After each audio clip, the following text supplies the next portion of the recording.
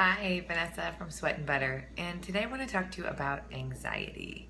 So, a lot of my clients struggle with anxiety, and anxiety is a big cause for a lot of their bad behavior when it comes to eating and why they make the choices that they make. So, in this video, I'm going to share with you the fastest way out of hell.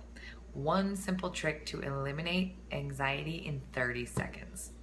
So anxiety is that miserable, something is about to go terribly wrong, stomach churning, chest fluttering, frozen in fear feeling. A lot of my clients struggle with anxiety, and it either paralyzes them from moving forward or leads them to self-destructive or self-abusive behaviors, compulsive behaviors. And these compulsive behaviors also paralyze them from moving forward. They really end up binging, purging, stressing, cleaning, or just completely freaking out. So let's talk for a second about what anxiety really is. And really simply, it's just an emotion. Just an emotion. Powerful things, those emotions.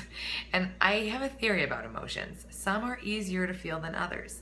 For example, say your significant other cheats on you and it really hurts. So instead of feeling hurt or rejected, which are really difficult emotions to feel, you get angry, because anger may not necessarily be healthier, but it's easier to experience. And when we feel anxious, it's often because anxiety is easier to feel than something else. So feeling anxious about going to a family dinner might really be avoiding feelings of rejection that you feel from relatives because of your new or existing eating habits. Or feeling anxious at work might be masking disappointment over your constant procrastination. Just saying. And anxiety can change hurt to anger, sadness to stress, or disappointment to worry. We don't always do this consciously. It's also not logical. So you can save yourself the search for the rational reasoning, because we don't operate on the rational. But here's the secret. Anxiety comes from inaction. Anxiety feels paralyzing because at its very core, anxiety is rooted in the not feeling, not doing, and not moving. Dr. Gabor Mate, who is known for his success in working with patients suffering from hardcore drug addiction, says that the fastest way to hell is trying to avoid it. Anxiety isn't actually all-consuming. What consumes you is the emotion you're using anxiety to mask. When you choose to feel anxiety instead of the deeper emotion plaguing you, your body and your brain turn to constructive or compulsive behaviors in an attempt to calm your nerves. In the moment, it appears to help, but it doesn't resolve the underlying issue. So the anxiety and compulsive behaviors return again and again. I've seen this with my clients with issues from eating disorders to compulsive cleaning to picking their fingernails. And the good news is Dr. Mate has a strategy to help patients heal themselves. The beautiful part of the strategy is that it only takes 30 seconds and a willingness to change. The challenge, of course, is that you have to be willing to get eye to eye with your most uncomfortable emotions. You've got to be willing to feel. In his video, he explains the self-destructive effect of avoiding the hard emotion and how to feel and how to process them to prevent depression and addiction of all kinds. You can watch it on my website. I have it linked in the description below. But to stop anxiety in its tracks, here's what to do.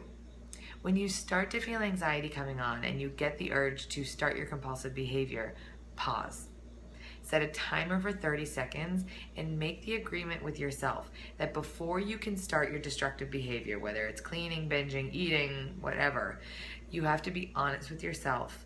Identify the true emotion underlying the anxiety, which usually just is a question of what am I really feeling right now, and then feel the real emotion for 30 seconds. This works because usually when negative emotions surface, we push them down. We're afraid that if we allow ourselves to feel them, that they'll never go away. And when we agree to feel it for only 30 seconds, it seems tolerable. So what we often find, though, is that the true negative emotion doesn't actually last that long. But in acknowledging it, even for such a brief time, we can eliminate anxiety altogether. Even better, when you're brave enough to feel into your true emotion, your brain has the opportunity to go into problem-solving mode. You can't solve a problem that you're not willing to acknowledge. In other words, you can't heal what you won't feel. Using this strategy allows me to dig myself out of procrastination, worry, and stress. I've also used this strategy with clients to help them heal from binge eating, under eating, and bulimia.